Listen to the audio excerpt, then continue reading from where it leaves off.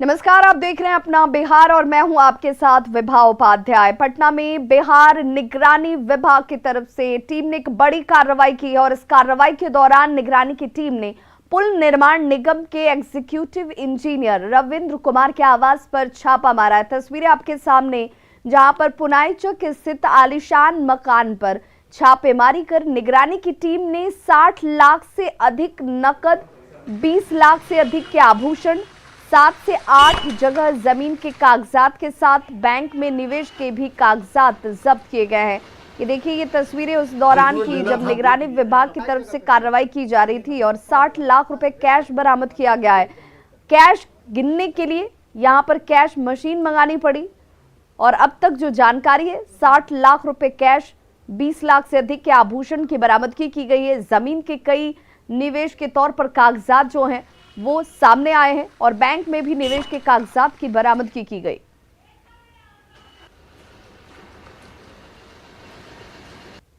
निगरानी विभाग की टीम ने आज पटना में एक बड़ी कार्रवाई की है। पुल निर्माण निगम के इंजीनियर, एग्जीक्यूटिव इंजीनियर बताए जा रहे हैं रविंद्र कुमार, उनके आवास पर छापेमारी की है और डीएसपी सर्वेश कुमार सिंह के नेतृत्व में ये छापेमारी चल रही है। और देखिए, पूरी टीम जो है इस वक्त निगरानी की टीम यहाँ मौजूद है और उनकी अचल संपत्ति से संबंधित जो कागजात हैं उनकी छानबीन चल रही है। और दरअसल निगरानी विभाग की टीम ने आय से अधिक संपत्ति मामले में ये केस दर्ज किया है और उसके बाद ये छापेमारी जो है हो रही है। और फिलहाल आप देख रहे हैं यहाँ पर तस्वीरों में, यहाँ पर जो मशीन है मंगाया गया है और करेंसी की लगातार गिनती चल रही है। जो प्रारंभिक जानकारी मिली थी, प्रारंभिक तौर पर 60 लाख से अधिक जो कैश है वो रिकवर किए गए हैं। हालांकि बढ़ने का भी अनुमान है कि जो कैश है वो बढ़ सकता है। फिलहाल जो पूरी टीम है वो छापेमारी कर रही है और निश्चित तौर पर जब पूरी छापेमारी खत्म होगी उसके बाद जो जानकारी है वो मिल पाएगी। लेकिन एक बड़ी कार्रवाई, किस तरह की कार्रवाई है और क्या इनके खिलाफ चार्जेस थे, इसको लेकर हम जो छापेमारी का नेतृत्व कर रहे हैं अधिकारी, हम उनसे बात कर लेते हैं। थोड़ा ये किस तरह की छापेमारी चल रही है, किनके खिलाफ चल रही है? ये रविंद्र कुमार हैं, एग्जीक्यूटिव इंजीनियर पुल निर्माण निगम में हैं प्रस्थापित। कहाँ पोस्टेड है? बिहार राज्य पुल निर्माण निगम लिमिटेड में है, पटना में, पटना पोस्टिंग इनकी। क्या इनके खिलाफ आय से अधिक संपत्ति का केस दर्ज किया गया? केस दर्ज किया गया था। इनके जांच के क्रम में 1 करोड़ 47 लाख रुपया वैध स्रोत से ज़्यादा पाया गया था, जिसके आधार पर कांड दर्ज किया गया। उसके बाद सर्च वारंट लेकर आज तलाशी की जा रही है। क्या क्या मिला है, जो प्राइमा फेसी फाइंडिंग्स रही है? अभी तो तलाशी क्रम में 60 लाख से ऊपर का नगद राशि बरामद हुआ है, जेवरात हुआ है, बैंक खाते मिले हैं और अन्य वित्तीय संस्थानों में निवेश के कागजात मिले हैं। जमीन से संबंधित कागजात? जमीन से संबंधित जांच के क्रम में पाया गया था। लगभग 7-8 जमीन खरीदे हैं। ये ऑर्नामेंट्स वगैरह भी मिले? ऑर्नामेंट्स वगैरह भी मिले हैं। क्या इनके खिलाफ अगेंस्ट में चार्जेस था? इनके खिलाफ डीए का जांच चल रहा था। डीए जांच में इनके आय से अधिक 1 करोड़ 50 लाख के आसपास राशि का अवैध इन्होंने संपत्ति अर्जित किया था। संपत्ति उसके बाद इतना पाए जाने के बाद आज इनके खिलाफ वारंट लिया गया कल, और आज इनके घर पर सर्च किया जा रहा है। सर्च के दौरान 60, अभी तो गिनती चल रहा है, लेकिन 60 लाख से ऊपर है कैश। करीब 20 लाख के आसपास जेवरात होगा। करीब 15-20 एसबीआई का अकाउंट है इनके नाम का, LIC का बहुत से कागजात है। तो ये सब सारी कार्रवाई अभी चल रही है। तस्वीरों में आप देख सकते हैं लगातार जो निगरानी की टीम है एक एक जो डॉक्यूमेंट्स है उसका बारीकी से छानबीन कर रही है। और इतनी भारी मात्रा में 60 लाख से अधिक कैश रिकवर होना निश्चित तौर पर कई सवाल खड़े करता है। 1.5 करोड़ के लगभग आय से अधिक संपत्ति का ये मामला है जिसमें निगरानी की टीम कार्रवाई कर रही है। और जब पूरी प्रक्रिया संपन्न हो जाएगी उसके बाद यह बात निकलकर सामने आएगी कि आखिरकार जो रविंद्र कुमार हैं एग्जीक्यूटिव इंजीनियर, इनके यहाँ कितने से आय से अधिक कितनी संपत्ति मिली है। कैमरा पर्सन दीपक के साथ संजय कुमार, न्यूज़ 18 पटना। और चलिए सीधे रुक कर लेते अपने सहयोगी का, जहां पर संजय हमें बताइए कि क्या अब निगरानी की टीम ये बता पाने की स्थिति में है कि कितनी आय से अधिक संपत्ति यहां पर रविंद्र कुमार के आवास से बरामदगी के तौर पर सामने है और अब इसे लेकर क्या कुछ किया जाता हुआ?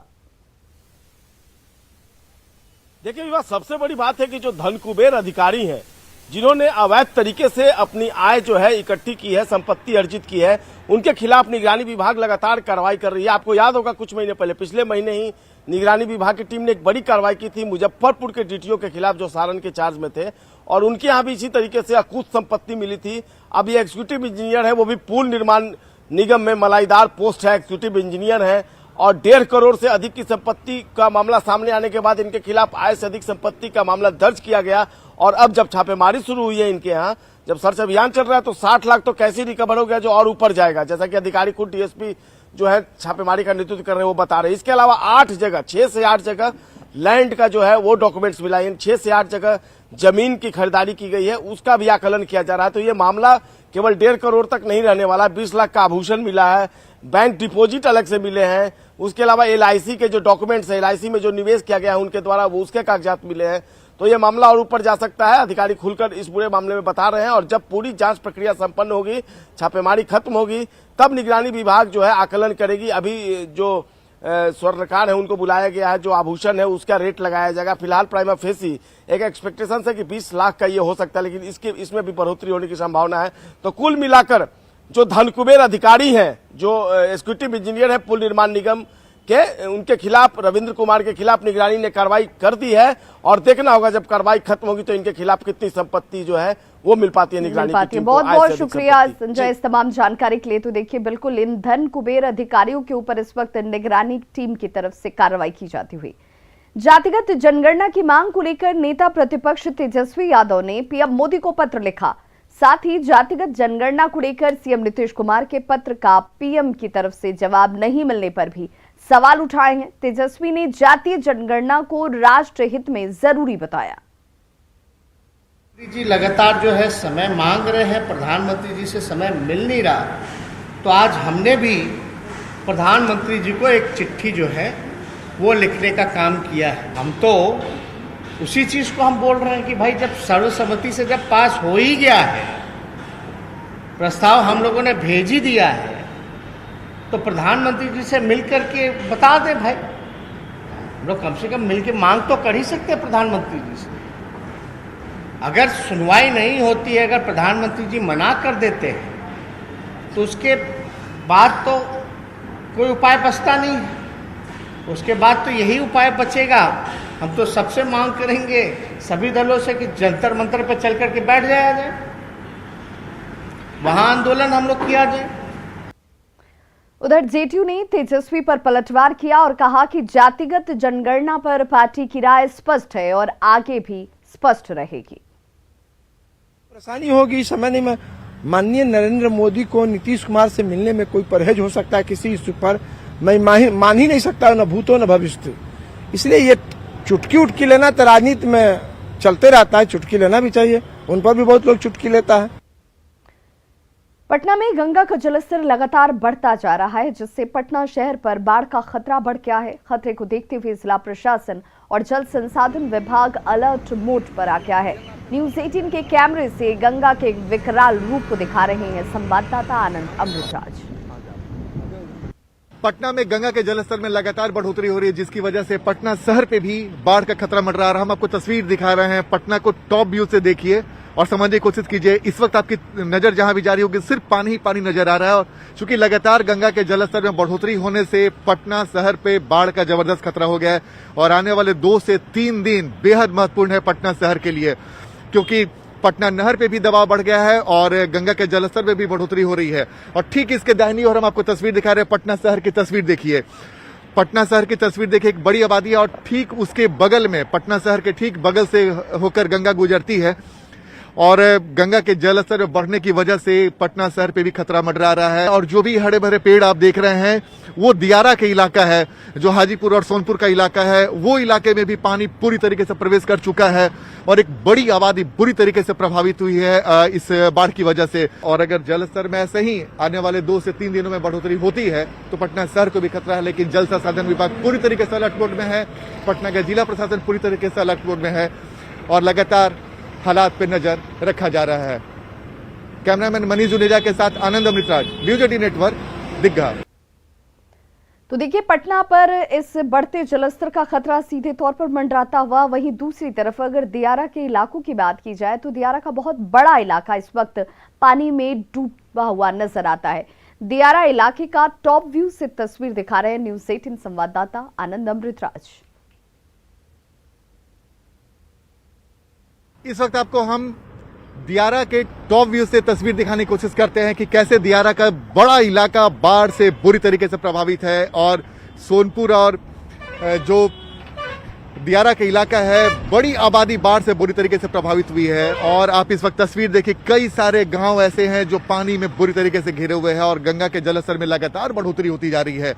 और जो भी पेड़ों के झुरमुट के बीच में आप तस्वीर देख रहे हैं वो एक गाँव हुआ करती है, लेकिन इस वक्त तस्वीर बिल्कुल खौफनाक है और हर तरफ जल प्रलय की तस्वीर दिख रही है। और इस वक्त हम आपको तस्वीर दिखा रहे हैं टॉप व्यू से दियारा के इलाके का, सोनपुर के इलाके का, जहां पे बाढ़ का पानी बुरी तरीके से प्रवेश कर चुका है और एक बड़ी आबादी बुरी तरीके से प्रभावित हो गई है। अपने जान हथेली पर रखकर किसी तरीके से सुरक्षित ठिकाने पर पहुंचने की कोशिश कर रहे हैं। तो आप तस्वीर देखिए, टॉप व्यू से तस्वीर देखिए कि कैसे दियारा का बड़ा इलाका गंगा के बढ़ते जलस्तर की वजह से बुरी तरीके से प्रभावित हुई है।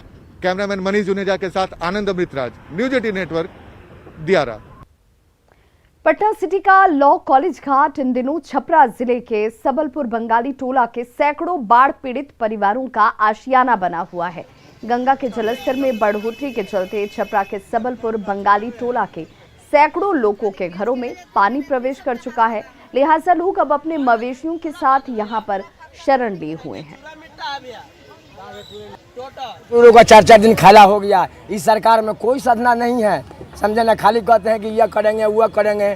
3-3 दिन बच्चा के ना ओढ़ना है, ना बिछाना है। लेडीज लोग ऐसे ही आके बैठा हुआ है, देख लीजिए, कोई खाने पीने की व्यवस्था नहीं है। 3 दिन बच्चा सबके खाला हो गया, जानवर सबके 18 दिन खाला हो गया। और आदमी भंस गया यहाँ से 2-4 गो। हम लोगों का खेती बाड़ी समुच्चा दह गया, घर द्वार समुच्चा दह गया। हम लोग क्या करेंगे, क्या करेंगे? अंत में रोड पर जाके ट्रेन तन जाके सूझ जाएंगे, कट जाएंगे। नाव से हमने के आए हैं, भाड़ा दे के नाव से सब गोटा उतर रहे हैं, जिसका नाम मेरा धर के ला रहे हैं। उधर से गंगा जी उल्टा हुआ है, जमीन कट रहा है। कुछ नहीं, सरकार देने से कोई सुविधा नहीं मिला है, अभी कुछ नहीं मिला। कैसे चल रहा है? हमने के सही अपना चला रहे हैं, जैसे मन हो उन्हें से अपना चला रहे हैं। पन्नी टांग कर आते हैं, चूड़ा मीठा खाते हैं, आप खाते हैं। सरकार की तरफ से कुछ नहीं मिलते हैं। वहाँ क्या हुआ? सब बह गया, वहाँ सब डूब गए, धंस गए। बच्चे को लेके कैसे आप लोग? कैसे लेकर चूड़ा मीठा खिला रहे हैं, रहते हैं आप। भागलपुर के नागपुर के पास भागलपुर पटना मुख्य सड़क NH80 पर करीब 1 किलोमीटर तक पानी है और करीब 2 फीट पानी सड़क पर आपको बहती हुई नजर आ जाएगी।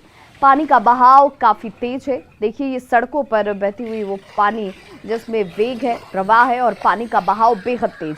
सड़क पर पानी के आ जाने की वजह से यातायात व्यवस्था इस वक्त प्रभावित हुई है।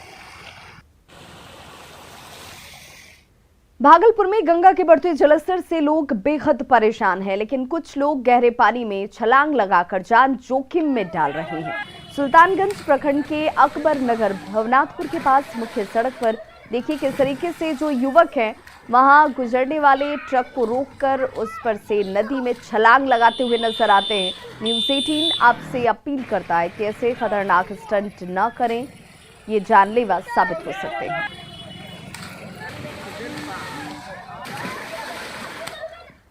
गोपालगंज से जेडीयू सांसद और पार्टी के राष्ट्रीय कोषाध्यक्ष डॉक्टर आलोक कुमार सुमन ने दिल्ली से गुवाहाटी जाने वाली राजधानी एक्सप्रेस को गोपालगंज और थावे से होकर चलाए जाने की अपील की है। उनकी पहल पर 9 सांसदों का हस्ताक्षर वाला एक पत्र रेल मंत्री को लिखा गया। सांसद डॉक्टर आलोक कुमार सुमन ने रेल मंत्री को ये पत्र सौंपा है और जिसमें रेल मंत्री से दिल्ली से गुवाहाटी जाने वाली राजधानी एक्सप्रेस को गोपालगंज और थावे से होकर चलाए जाने की अपील की गई है। रेल मंत्री ने सांसद को आश्वासन भी दिया है। वहीं वाराणसी के डीआरएम ने भी दिसंबर तक डबल डिस्टेंस सिग्नलिंग और 3rd लाइन की प्रोसेसिंग का काम पूरा कर लेने का आश्वासन दिया। सांसद डॉक्टर आलोक कुमार सुमन ने कहा कि दिसंबर तक कार्य पूरा हो जाने के बाद गोपालगंज और थावे होकर राजधानी एक्सप्रेस समेत कई सुपरफास्ट ट्रेनें चल सकती हैं। जेडीयू सांसद डॉक्टर आलोक कुमार सुमन के मुताबिक हस्ताक्षर करने वालों में राजीव प्रताप रूडी, जनार्दन सिंह सिकरीवाल समेत कई सांसद शामिल हैं। राजधानी एक्सप्रेस दिल्ली से गोरखपुर होते हुए थावे, गोपालगंज, छपरा से शुरू हो जाते हुए पटना, पाटलिपुत्र एवं गुवाहाटी तक की डिमांड के लिए मेरे पहल पर मेरे माननीय आदरणीय सांसद राजीव प्रताप रूढ़ी जी छपरा, कविता सिंह जी सिवान, माननीय जनार्दन सिंह सेग्रीवाल जी महाराजगंज, माननीय प्रवीण कुमार निषाद जी कबीर नगर, विजय कुमार दुबे जी कुशीनगर, सुनील कुमार जी वाल्मीकि नगर, रामप्रीत मंडल जी झंझार नगर एंड विजय कुमार जी ने दस्तखत भी की है और मेरा साथ रेल मंत्री जी के साथ मिलने के लिए मिला भी हूँ साथ में। मैं इसके लिए सभी का आभार व्यक्त करता हूँ। माननीय रेल मंत्री जी ने आश्वासन दिया है, उसमें 2 टेक्निकल कमी है जो काम चल रही है। एक है डबल डिस्टेंसिंग सिग्नल की जो काम लखनऊ से लेके गोंडा तक पहुंची है, वो आगे छपरा तक जाएगी।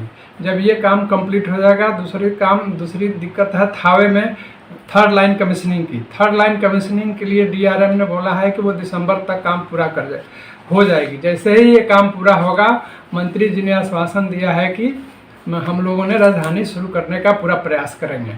इसके लिए मैं माननीय मंत्री जी को भी धन्यवाद देता हूँ, आभार व्यक्त करता हूँ। उत्पाद विभाग और पुलिस की टीम ने पिकअप वैन से 167 कार्टन विदेशी शराब बरामद की। अधराव के पास पुलिस को ये कामयाबी मिली। पिकअप वैन में सब्जी की आड़ में शराब की तस्करी की जा रही थी। पुलिस ने शराब को कब्जे में ले लिया है, लेकिन इस दौरान ग्रामीण सब्जी लेकर चलते बने।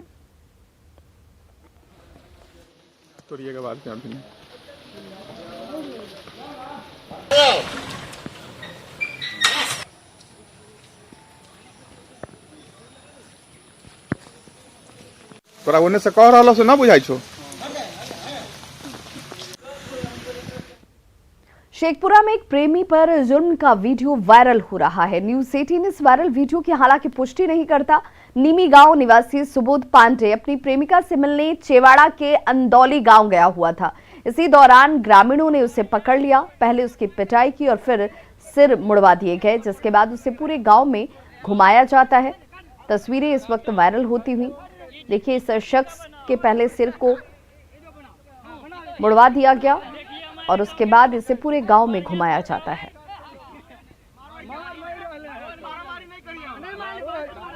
बेगूसराय में महादलित लड़की के साथ गैंगरेप का मामला सामने आया है। घटना 8 अगस्त की बताई जा रही है और बताया जा रहा है कि लड़की घर से शौच के लिए निकली थी और इसी दौरान गांव के ही 2 युवकों मोहम्मद लड्डू और मोहम्मद सिंटू ने उसे जबरन अपनी बाइक पर बिठाया और कब्रिस्तान ले जाकर उसके साथ दुष्कर्म की घटना को अंजाम दिया गया।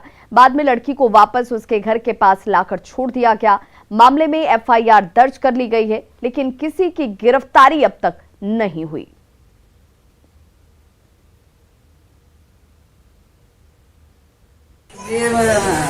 अथी करने निकला, यहाँ शौचालय करने निकला यहाँ पे, और किया उधर से आए हैं, 2 मोटरसाइकिल से रहा, वो मुंह को ओढ़ने से बांध लिया, उसको मोटरसाइकिल से चढ़ा के कब्रिस्तान के पास ले गया।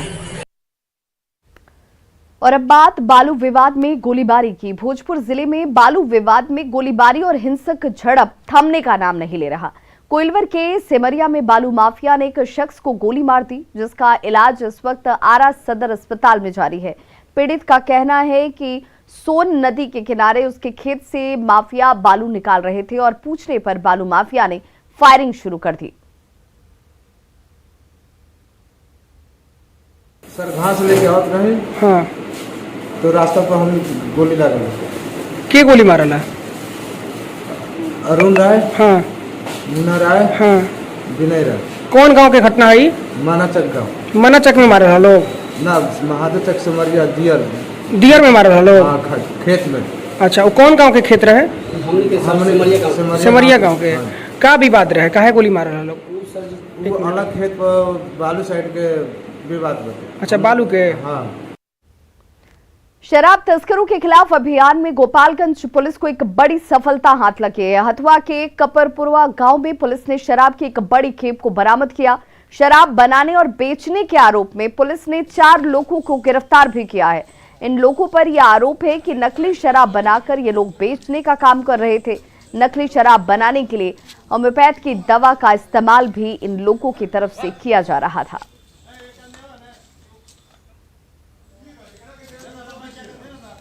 शराब की बंटी बबली नकली शराब की 298 पीस,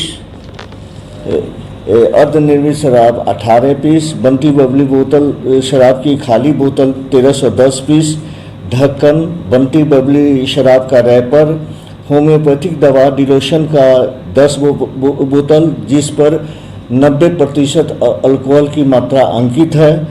उसी होम्योपैथिक दवा के 80 खाली बोतल, थर्मामीटर और शराब बनाने की मशीन बरामद हुई है। पटना पुलिस ने ठेकेदार सुरेश चंद्र पर गोली चलाने के मामले का खुलासा कर लिया है। पुलिस के मुताबिक लूटपाट का विरोध करने पर अपराधियों ने उन्हें गोली मार दी थी। पुलिस ने गोली मारने वाले संजीव राम और शैलेश राम को गिरफ्तार कर लिया है। आपको बताते चलें कि 31 जुलाई को पुनाईचक में सुरेश चंद्र के अपराधियों ने गोली मार दी थी। लोग पकड़े गए। होंडा सीबीआर गाड़ी थी लाल कलर की, जिससे कि ये घटना कारित की गई थी, तो गाड़ी बरामद हो गई है।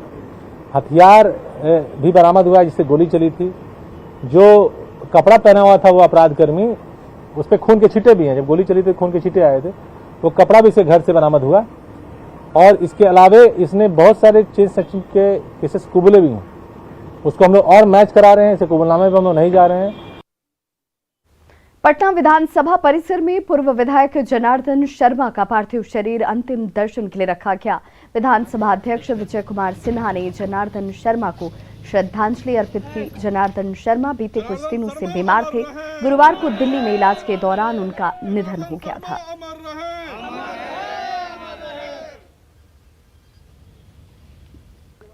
तो खबरों का सिलसिला लगातार जारी है। आप देखते रहिए न्यूज़ 18 बिहार झारखंड।